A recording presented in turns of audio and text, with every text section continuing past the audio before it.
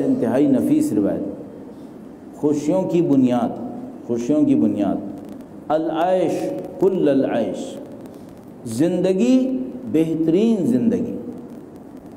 عیش اردو میں عیاشی اور عیش انتہائی آسانی کو کہتے ہیں۔ آپ گاڑی میں آئے تو یہ آپ کا ایک وسیلہ ہے، لیکن گاڑی میں آپ کی ضرورت اور آپ کی سہولت کی ساری چیزیں ہوں تو اس کو آپ عیش کہہ سکتے ہیں۔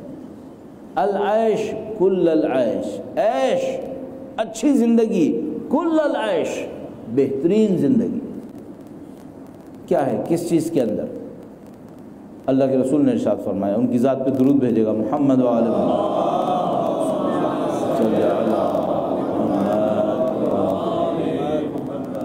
فرمایا العیش کل العیش، زندگی بہترین زندگی، ثلثہ التدبیر، ایک تہائی، 100 میں 3 حصے کریں تو ایک حصہ، 1/3، ثلثہ التدبیر، پلاننگ، منصوبہ بناؤ۔ 1/3 کیا ہے؟ منصوبہ بناؤ۔ منصوبہ بناؤ کیا مطلب؟ بھائی منصوبہ بناؤ کہ اگر 4 بچوں کی تربیت کرنی ہوتی ہے تو یہ تربیت ہوتی کیسے ہے؟ منصوبہ بناؤ کہ اگر خاندان کو لے کے چلنا ہوتا ہے تو یہ چلتا کیسے ہے، پتہ تو چلے۔ ایک صاحب نے بڑی اچھی مثال دی، کہا اگر آپ کے سامنے ایک اوشن لائنر ہو، اوشن لائنر بڑے بڑے پانی کے جہاز ہوتے ہیں جو بعض اوقات 200 میٹر 400 میٹر کے ہوتے ہیں، اس کے اندر سوئمنگ پولز، ہوٹلز اور فلاں فلاں سب ہوتے ہیں، تو کہنے کہ اگر آپ سے کوئی کہے کہ یہ اوشن لائنر آپ چلائیں اور پیسیفک اوشن پہ بہا کے لے جائیں تو آپ کریں گے؟ تو بھائی دماغ تھوڑی خراب ہے، 400 میٹر کا جہاز میں چلاؤں اور اس کو لے کر پیسیفک اوشن، دریائے اوقیانوس کو لے کے چلا جاؤں تو میرا دماغ خراب ہوا ہے کہ میں یہ کام کروں گا۔ تو اس نے کتاب میں لکھا، کہنے لگا فیملی کو چلانا اس سے زیادہ سخت ہے۔ جو آدمی غلطی سے بھی کبھی اوشن لائنر پہ نہیں بیٹھے گا کہ اس کو چلائے، وہ آدمی مزے سے خاندان چلا رہا ہے۔ صرف ایک مسئلہ ہے، اگر کشتی ڈبوئے گا، پانی کا جہاز ڈبوئے گا تو لوگ مرتے ہوئے نظر آئیں گے، لیکن جب خاندان کو ڈبوتا ہے تو کسی کا لاشا نہیں اٹھتا، ذہنوں کے قبرستان بن جاتے ہیں۔ جسم زندہ رہتے ہیں، لوگ مر جاتے ہیں، کوئی پوچھنے والا نہیں ہوتا، کیونکہ کسی کو کفن نہیں چڑھا۔ کفن چڑھے گا تو پوچھیں گے، احمق ہے۔ مردے کو کفن چڑھ جائے نا تو داستان ختم ہو گئی ہے۔ جس زندے نے مردہ بن کے زندگی گزارنی ہے اس سے پوچھو، مردہ تو مر گیا، معاملہ ختم ہو گیا، اس کی کہانی ختم ہو گئی ہے۔ جو زندہ ہے اور ہر روز مر رہا ہے اس سے پوچھو۔ بہت سارے گھروں کے اندر زندہ لاشیں چل رہی ہیں، کیوں؟ کیپٹن نے سب کو مار دیا ہے، اور کیپٹن صاحب کو پتہ نہیں کہ وہ کتنے انسانوں کے قاتل ہیں۔ آپ بہت سخت کام کر رہے ہیں اگر آپ خاندان چلا رہے ہیں، خدا نہ کرے نعوذ باللہ آپ کے ہاتھوں لوگ مر نہ رہے ہوں کہیں، اور اگر ایک دفعہ مرے تو چلو ایک قتل کا جرم ہوا، یہ تو ہر روز اگر مار رہا ہو، پھر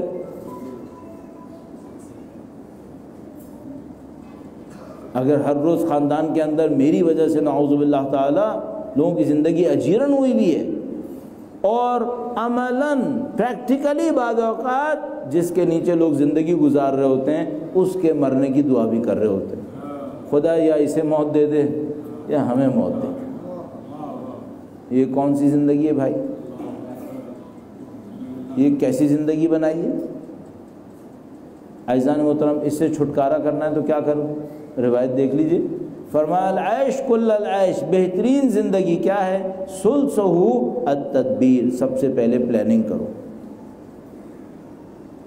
پلاننگ کرو کہ بھئی یہ اتنا مشکل کام مجھے مل گیا ہے، مجھے 5 بچے 4 بچے پورا خاندان لے کے چلنا ہے، ہوگا کیسے یہ؟ انہیں کیا پسند ہے، انہیں کیا ناپسند ہے؟ کہیں ایسا تو نہیں کہ میں ان کی زندگی کو اجیرن کیے ہوئے ہوں؟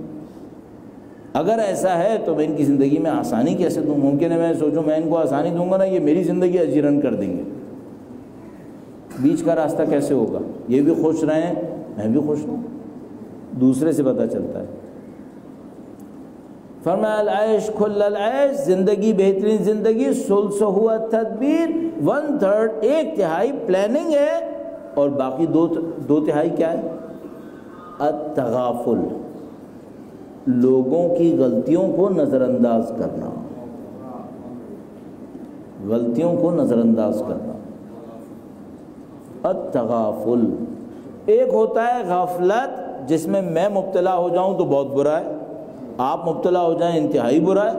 ایک ہوتا ہے تغافل، تغافل کسے کہتے ہیں؟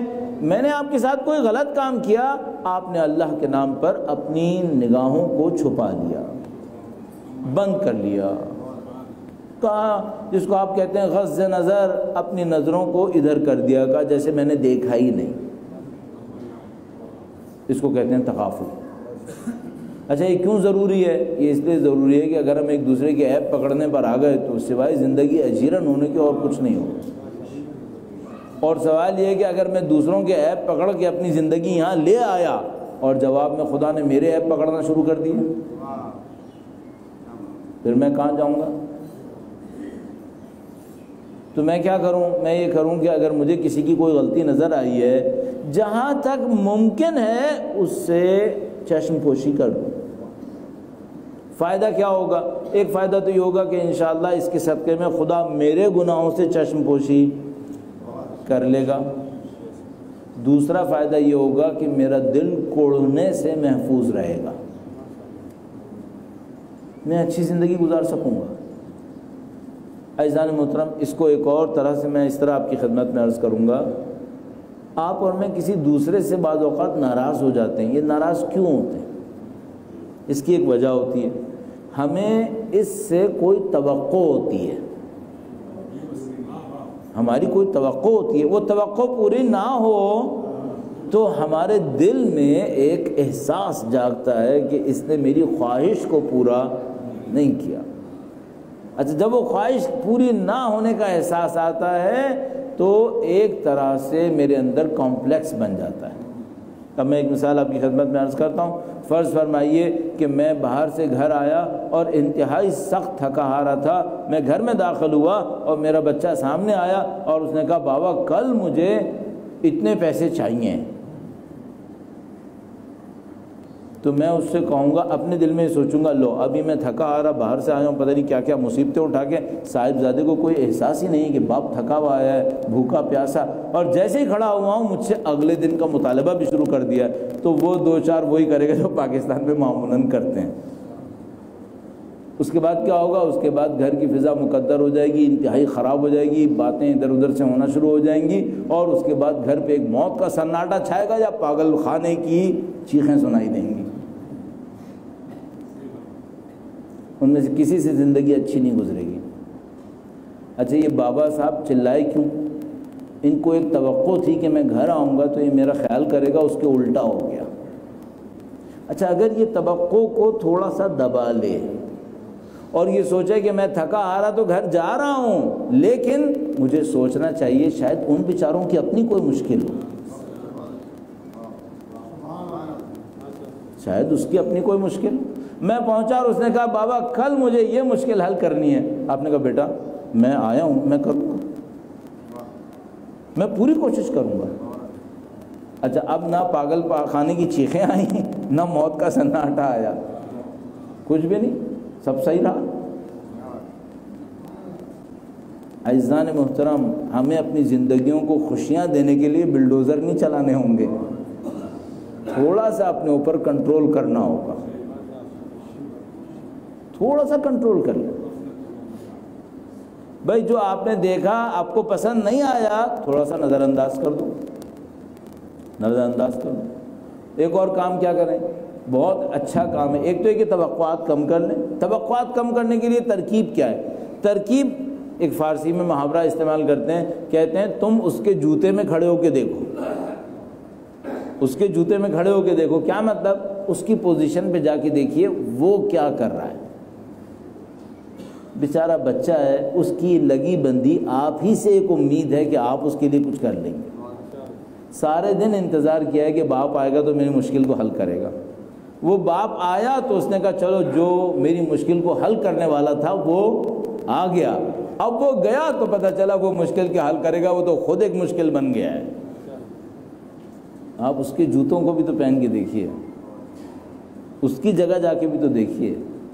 اچھا میں جواب میں فوراً کہوں گا اس کو مجھ سے کوئی محبت نہیں ہے، اس کو مجھ سے کوئی سروکار نہیں ہے، اس کو میرے مرنے جینے سے کوئی کام نہیں ہے، اس کو تو صرف اپنا پیسہ چاہیے۔ نہیں، ایسا نہیں ہے، اس کو آپ سے بہت محبت ہے، یہ آپ ہی کو اپنی زندگی میں واحد سہارا سمجھتا ہے۔ آپ کے پاس نہیں جائے گا تو کس کے پاس جائے گا؟